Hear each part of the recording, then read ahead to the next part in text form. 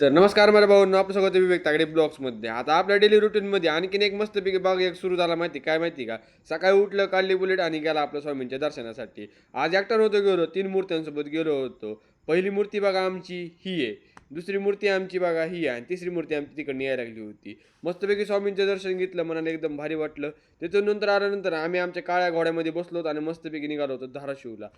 तासाभरात आम्ही आमच्या धाराशिवचं तोंड बघितलं होतं. कारण काय होतं माहिती का धाराशिवला यायचं? आता आमच्या काळ्या घोड्याचं आणखीन 5 वर्ष आयुष्य वाढवायचं होतं, म्हणजे त्याला जीवनदान द्यायचं होतं. असा दिसतंय टकलू महाराज, चिकना दिसते का नाही एकदम चिकना.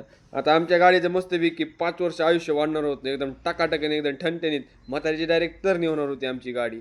गाडी उन्हामध्ये तळत होती, पण तिला माहिती होतं तळल्याशिवाय आपल्याला भाग्य खुलत नसतं. तिला पण माहिती होतं आणि आम्हाला पण माहिती होतं, म्हणून आम्ही तिला उभी केली होती. मस्तपैकी सगळे आज झेरॉक्स काढून घेतले आम्ही. झेरॉक्स काढल्याशिवाय आता गाडी कुणाच्या नावावर होत नसती हो. मस्तपैकी आम्ही सगळे झेरॉक्स काढले, नावावर व्यवस्थित केली गाडी. आणि आता देखने का कार्यक्रम होने वाला था, इसके लिए हमने गाड़ी को एकदम धुला के लाया था, दुल्हन की जैसा.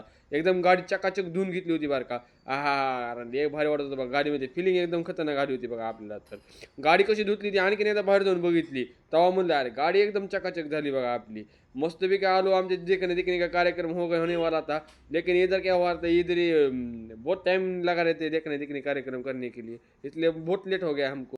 देखने का कार्यक्रम एकदम जोरदार से हो गया. वो बोला कि मेरी गाड़ी हो गई आप पासिंग 5 बरस, तुम्हाला दुल्हन को इधर उधर काले घोडे को इधर उधर फिरू शकतात म्हणून सांगितलं आम्हाला.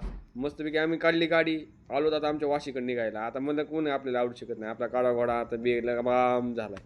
तर ब्लॉग कसा वाटला लवकर कमेंट करून सांगा. भेटू उद्या विवेक तागडे ब्लॉग्समध्ये. तो टाटा बाय.